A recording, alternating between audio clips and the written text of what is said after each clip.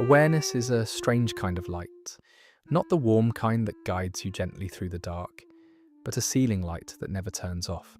It illuminates everything, every pause, every shift in tone, every fracture beneath the surface, even when you're exhausted, even when your soul wants rest, softness, or the comfort of not knowing. Most people move through life with the lights dimmed just enough to function. They notice what they need to notice, and no more. But some minds don't have that switch. For them, awareness is always on. And while that might sound like intelligence or depth, it often feels like living without curtains. Nothing fades, nothing blurs, nothing truly disappears. When you're too aware, you don't just experience moments, you monitor them. You sense what's unspoken before words arrive. You feel tension before it has a name. You notice when something is off, long before anyone admits it is. And even in quiet, even in stillness, your mind keeps scanning. Reading, interpreting. It's not because you want to overthink. It's because your nervous system doesn't know how to stop looking. And here's the paradox most people miss. This level of awareness isn't always a gift. Sometimes, it's a form of wakefulness that never learned how to rest. A mind that learned to stay alert so well, it forgot how to sleep while awake. That's where this story really begins.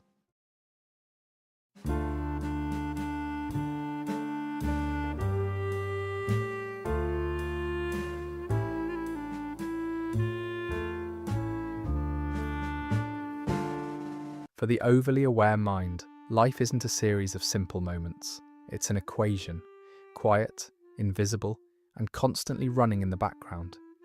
Every interaction becomes something to solve, not out of suspicion, but instinct. You don't just hear what someone says, you notice how long they paused before saying it. You don't just register a smile, you catch the half second it faded too early. You don't just read a message, you feel the weight of what wasn't written. Why did they say it that way? Why now and not earlier? Why does this room feel different today, even though everything looks the same? While others are present in the moment, your mind is working behind the scenes, connecting dots, tracking patterns, updating its internal model of the world. It's like living with a second screen always open. One side of you is participating, the other is observing, calculating, adjusting. A casual text isn't just a text. A delayed reply isn't just timing. A shift in tone isn't just mood. It's data. And this constant analysis is exhausting, not because it's negative, but because it never shuts off. Your brain treats social reality the way an engineer treats a system. If something changes, there must be a reason. So you search for it.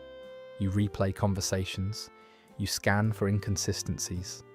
You try to understand what's happening beneath the surface so you can stay oriented, prepared, safe. The irony is that none of this feels dramatic from the inside. It feels responsible, thoughtful, even necessary. But over time, something subtle happens. The equation starts to replace the experience. You're so busy solving what life means that you're rarely allowed to simply be inside it. And slowly, without realizing it, presence gets traded for precision. There's a particular kind of awareness that doesn't just observe the world, it observes itself. Psychology calls this metacognition, the ability to think about your own thinking. For most people, it flickers on occasionally. For the overly aware, it rarely turns off. You don't just feel an emotion, you immediately notice that you're feeling it. Then you ask why. Then you evaluate whether that feeling makes sense. Then you wonder what it says about you. By the time the emotion has finished moving through your body, your mind has already dissected it from every angle. Sadness doesn't arrive alone. It comes with questions. Is this justified? Is this proportional? Is this old, or is this about now? Even joy isn't spared. You can feel happy and almost simultaneously step outside of it, watching yourself be happy, wondering how long it will last or what might interrupt it. It's like dancing while constantly checking your reflection in the mirror. You may perfect the steps, but you lose the music. This second layer of observation creates depth, but it also creates distance, Because when you're always watching yourself, you're rarely fully inside the moment. You're half living, half monitoring, half feeling, half narrating. Over time, this turns inner life into a kind of quiet surveillance. Your thoughts are watched, your emotions are reviewed, your reactions are filtered before they're allowed to land. What began as self-awareness slowly becomes self-interruption, and the hardest part is that it feels intelligent, responsible, mature. But the mind was never meant to be both the dancer and the critic at the same time. When thinking turns inward like this, it doesn't just reflect, it loops. And in that loop, spontaneity starts to disappear. At some point, awareness stops being a lens and becomes a revelation. You begin to see behind the curtain of human behavior, and once you do, something quietly changes. You notice that people don't always mean what they say, that kindness can carry conditions, that affection sometimes comes with unspoken expectations. You realize that many interactions aren't just about connection, but about reassurance, control, image, or fear. Not because people are cruel, but because they're human. And with that understanding comes a subtle kind of loss. When you see too deeply, it becomes harder to enjoy things at face value. Compliments feel layered, apologies feel incomplete, promises sound tentative even when they're sincere. You can still appreciate the moment, but there's always an awareness of what might be happening underneath it. This is where a quiet grief begins, the grief of losing innocence. Not childhood innocence, but relational innocence. The ability to take words as words, gestures as gestures, love as something uncomplicated.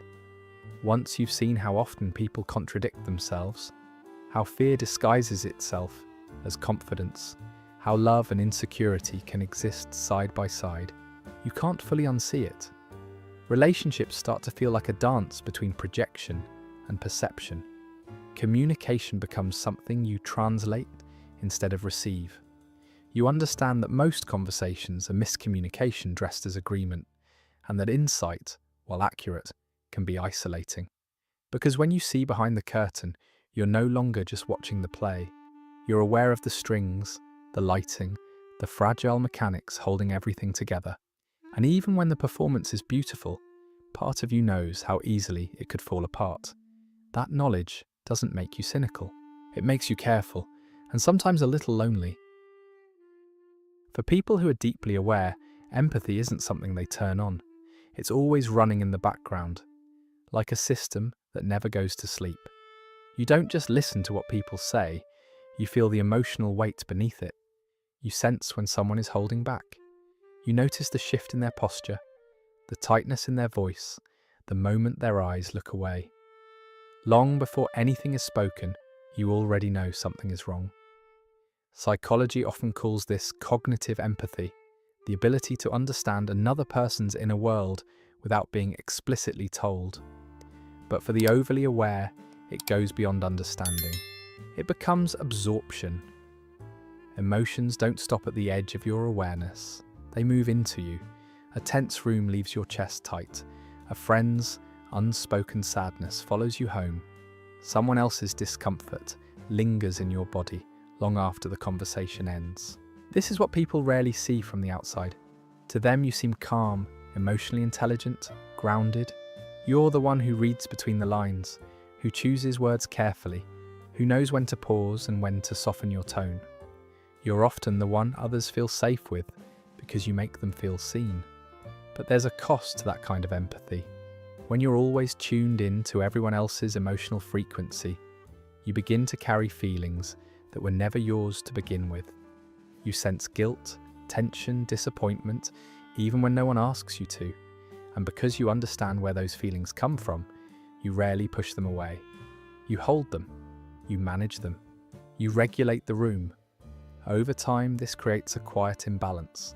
You become the emotional container, absorbing, translating, smoothing. And while this looks like strength, it often leads to exhaustion. Because when you're always the one who understands, no one thinks to check whether you need understanding too. Empathy that never powers down doesn't just connect you to others, It slowly teaches you to disappear inside that connection.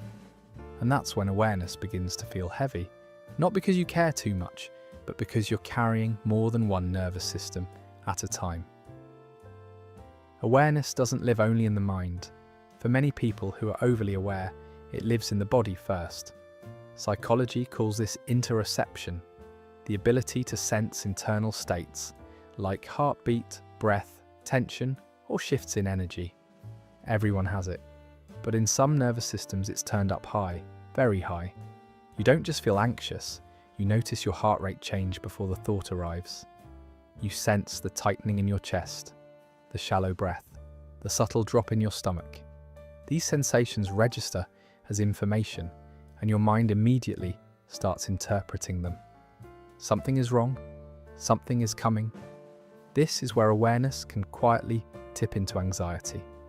When the body becomes a constant data stream, every sensation starts to feel meaningful. A flutter becomes a warning, fatigue becomes a signal, restlessness becomes a problem to solve. The line between a passing sensation and a threat begins to blur.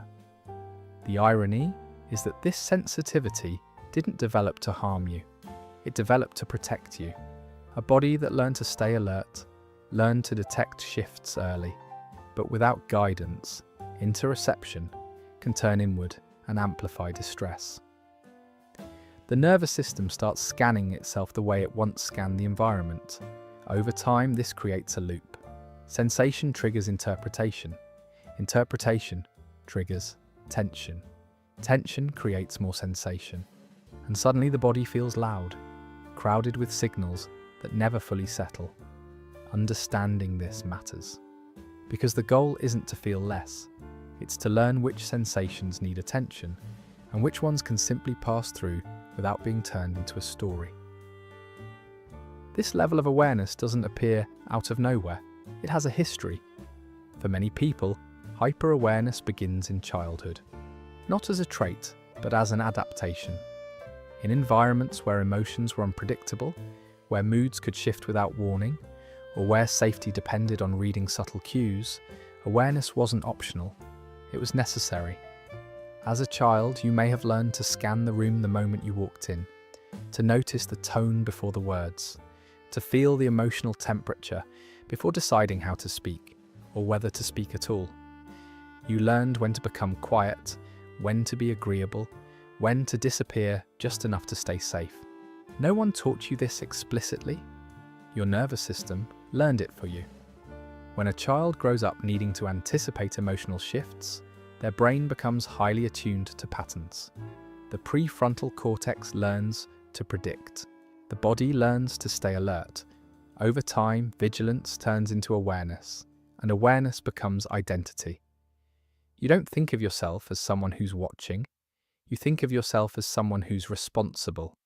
This is where many overly aware adults misunderstand themselves. They assume they're overthinking because something is wrong with them.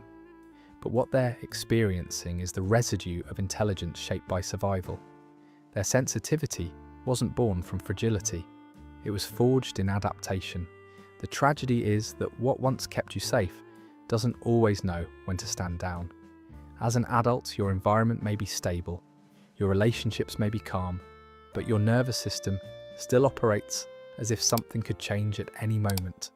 So it keeps scanning, it keeps listening, it keeps preparing. This is why awareness often comes with exhaustion. You're not tired because life is too demanding. You're tired because your system never learned that it's allowed to rest. Understanding this origin changes everything. It replaces self-judgment with context. It allows compassion to enter where criticism used to live. You weren't born overly aware. You became this way because paying attention once mattered. And the goal now isn't to erase that awareness.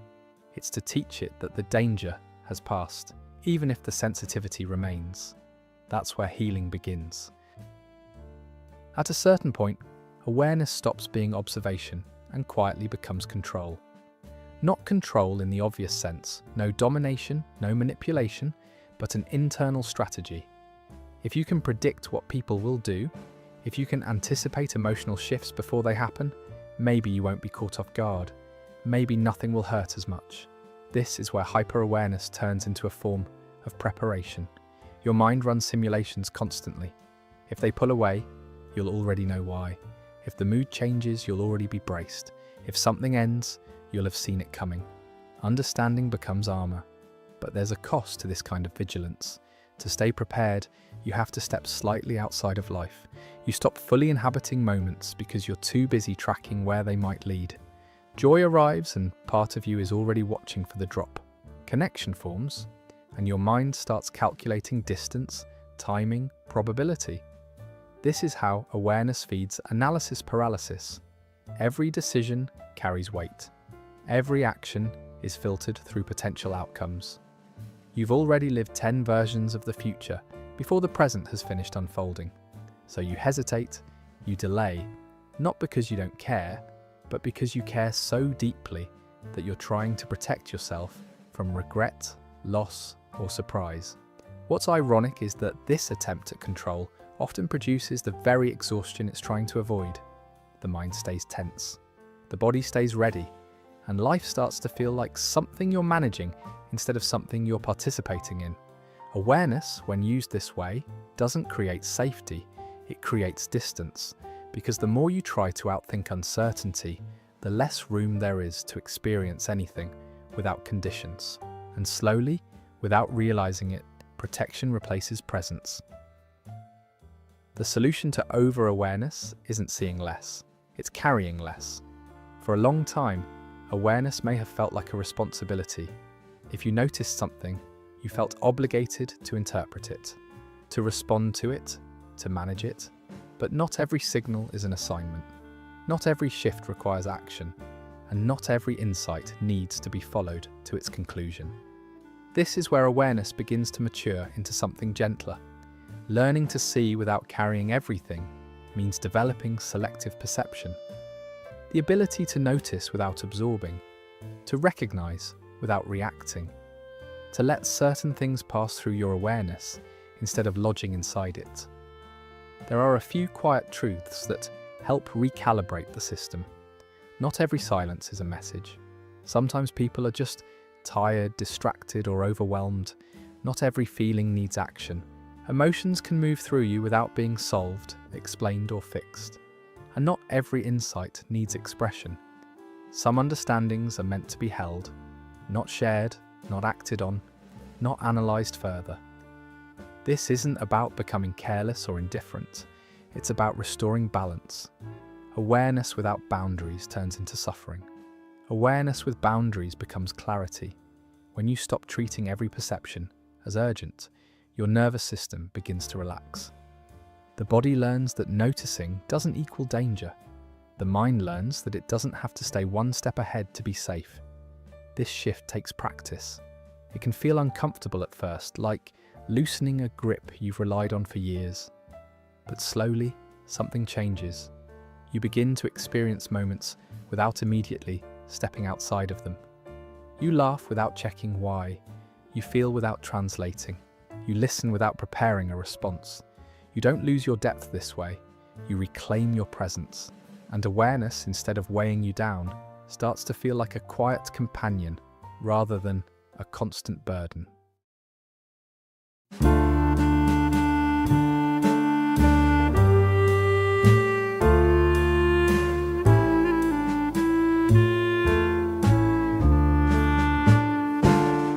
Awareness doesn't need to disappear to bring you peace.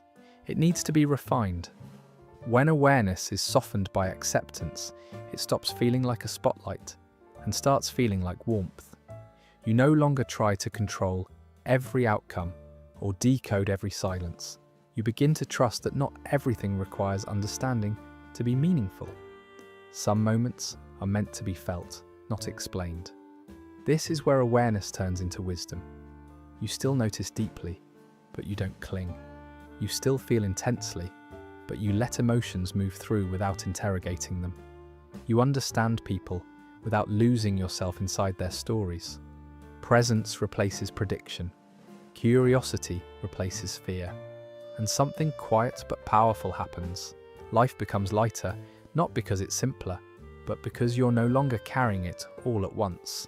If this felt familiar, if you recognized yourself somewhere in this awareness, you're not alone.